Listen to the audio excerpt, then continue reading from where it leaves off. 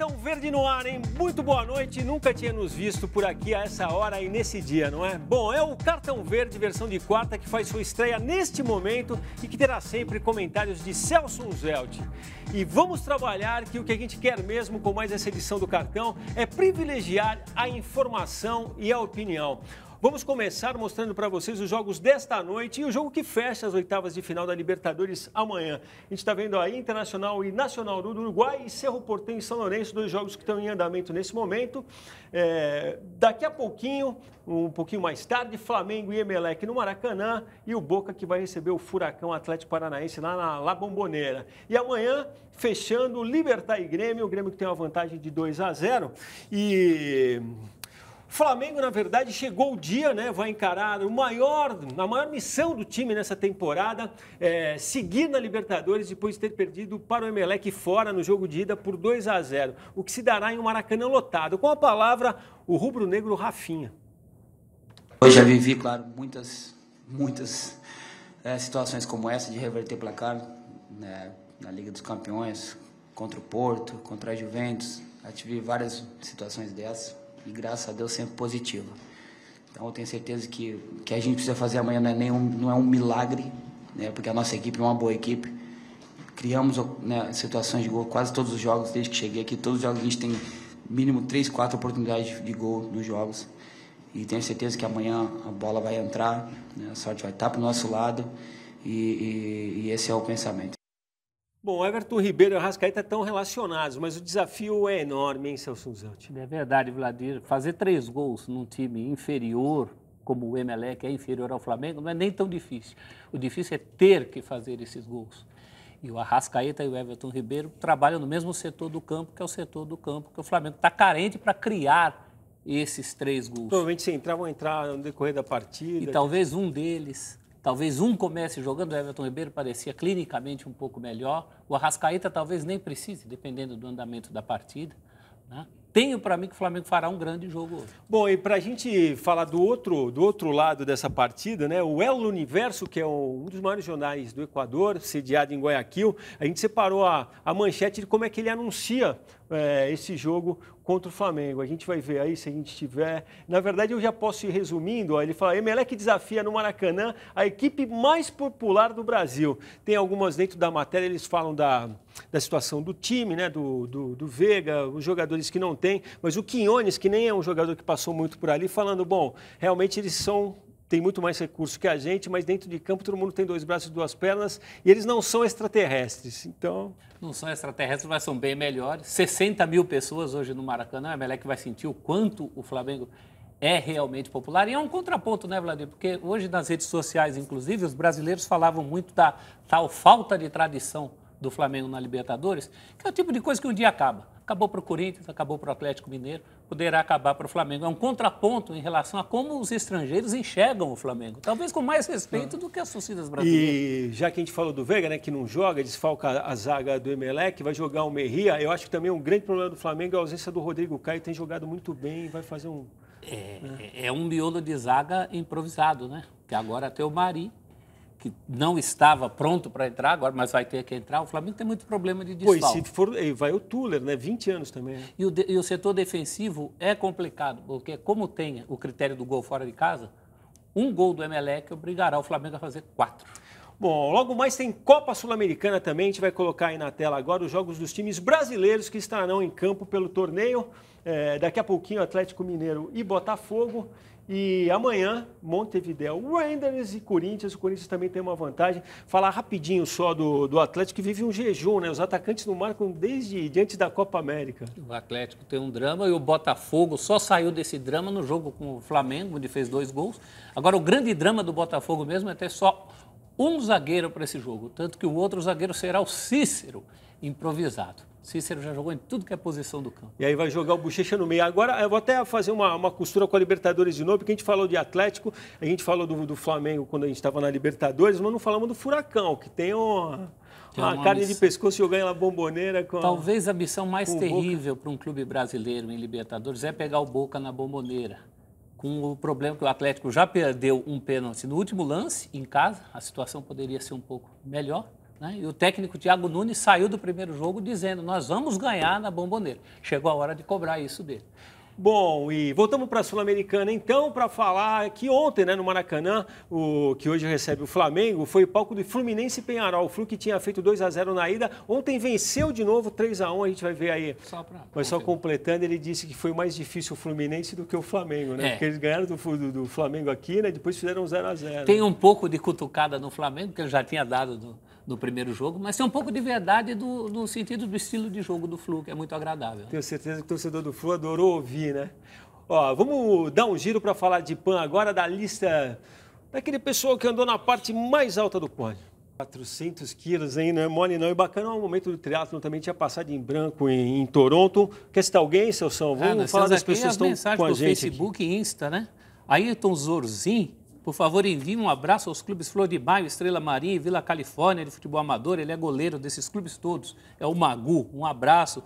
Fute do Sul, estaremos ligados diretamente do sul de Santa Catarina. E o Carlinhos Português pergunta para mim, Carilli e o bom momento de adaptação do Bozelli, os gols do Wagner Love e a volta do Gustavo. E agora? E agora a ordem continua sendo a mesma. Wagner Love primeiro, Bozelli segundo, Gustavo em terceiro. Pô, simples, hein? Resumiu direto. Bom, Cléo Silva, cadê o Vitor Biner? Nós deixamos o Vitor Biner para segunda-feira. Eros Reis, a Rita Ran, Jonaci Simões, via TV Nova Nordeste, ligado na gente aqui, o Muramasa, muito legal. Bruni Júnior, boa noite, bem melhor agora, as noites de quarta estamos aqui.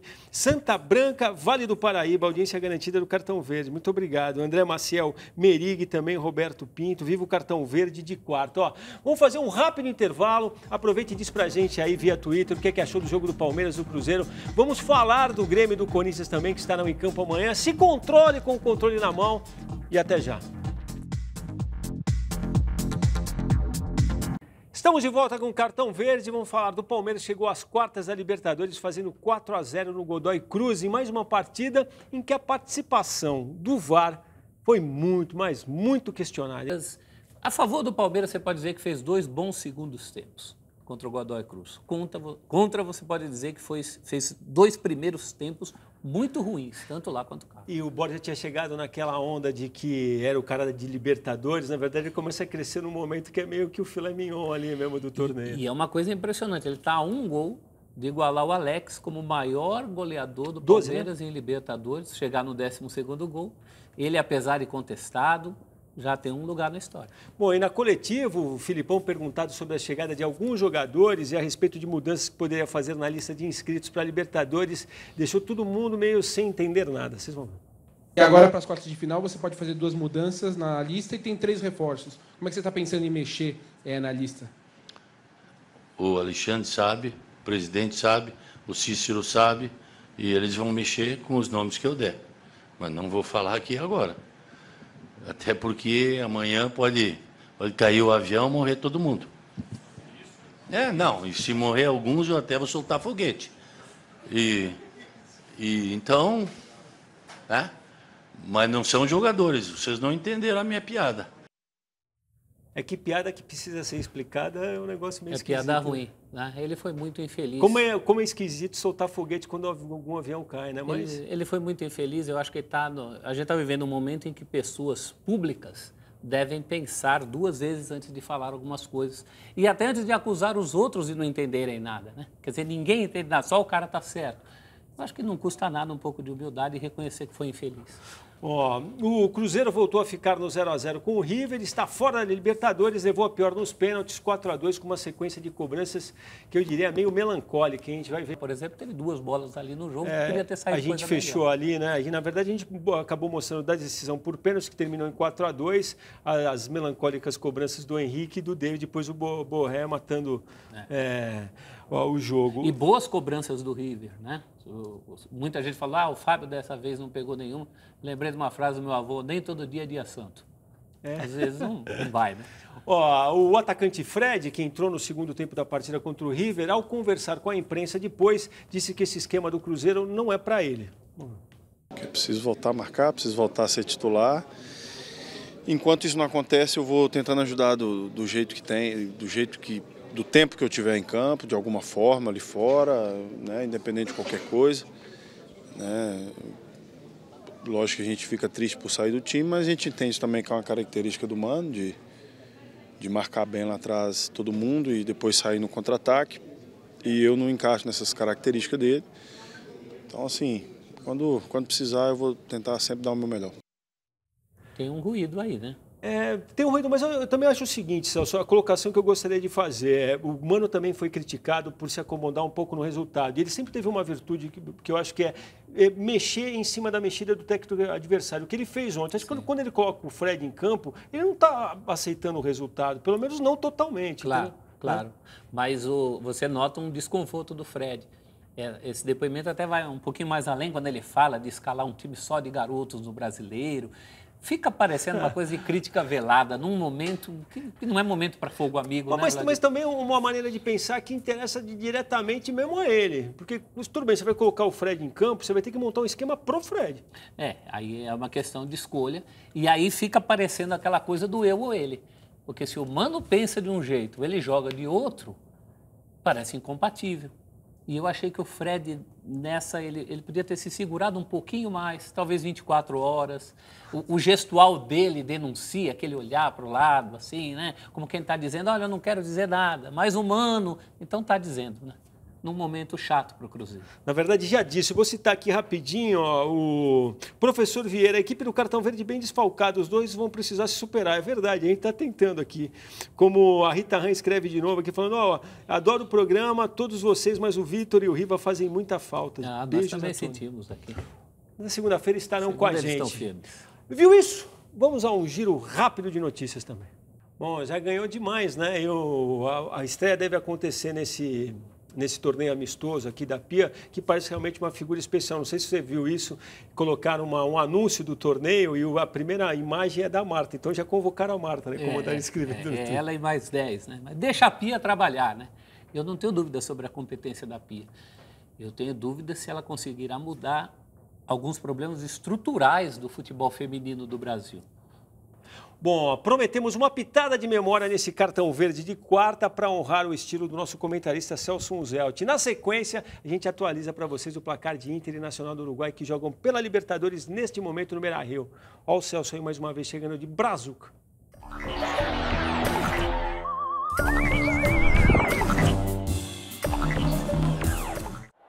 Tá aí a final da Libertadores de 80, Vladir. O Nacional do Uruguai vence o Inter por 1-0, o gol de cabeça de Victorino.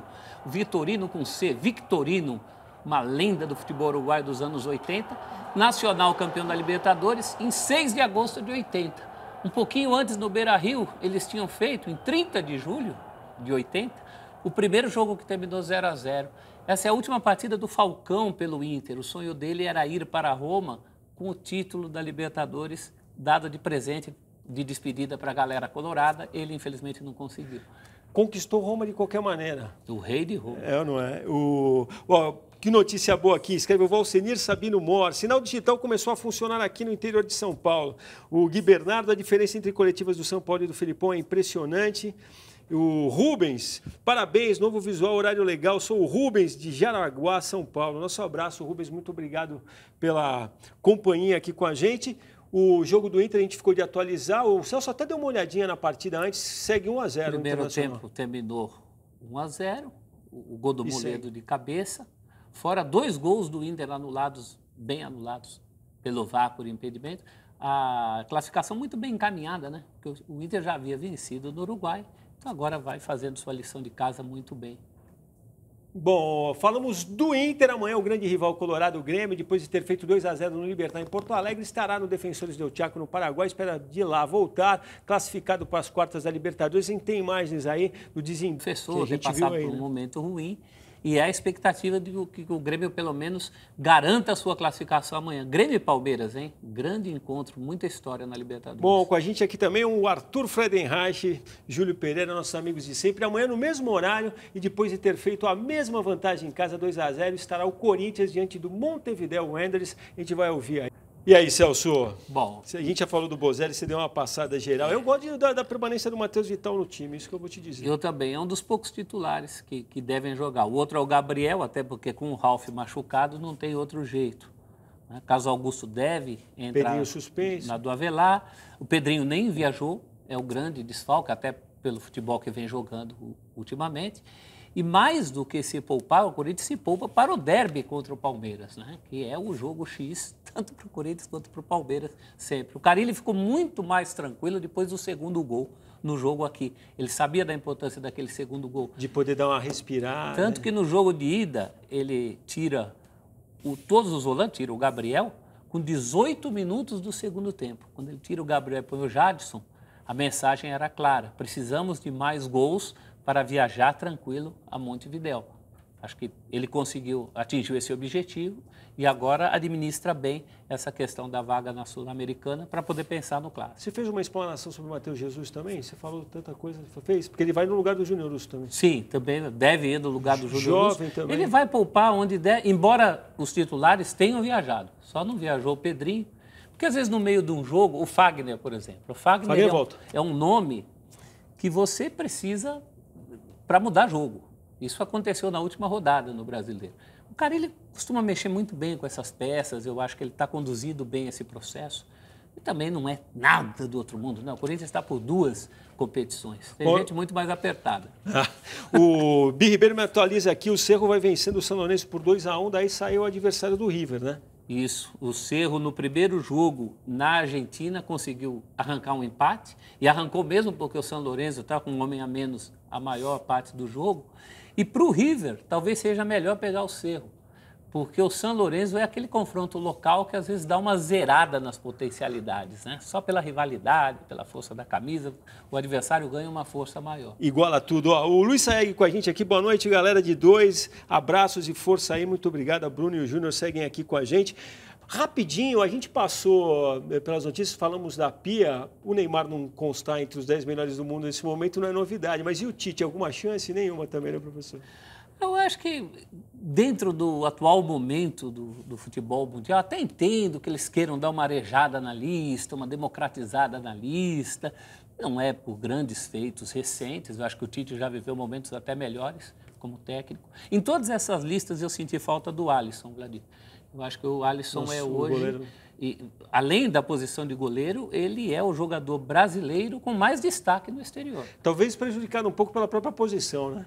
Eu acho que sim, porque o defensor tem sempre menos, né? Exceção daquele ano que elegeram o Cannavaro, porque não podiam eleger o Zidane depois daquela cabeçada na final da Copa do Mundo, os defensores realmente são sempre pouco lembrados, né? Nós, goleiros, somos menos lembrados. Ó, acabamos. Gostou? Eu gostei muito. Espero que o pessoal em casa tenha gostado também. Manda pra gente aqui depois, diz o que é pra melhorar. E eu gostei da abrangência, né? Nomes de pessoas de norte a sul aqui vendo a gente. E a gente tentou também nos assuntos fazer o mesmo. Ó, vem aí o Metrópolis com uma entrevista muito bacana com o ator Sérgio Manberti, completou 80 anos, mais de 60 de carreira, tá ganhando uma exposição que será aberta agora na segunda. Ficarão em muito boa companhia, hein? Terão essas e outras informações. E não esqueçam, Cartão Verde na segunda, ao vivo, 7h45 da noite, para a gente falar do que rolou no final de semana. Juízo, torcida brasileira, Metrópolis chegando, hein?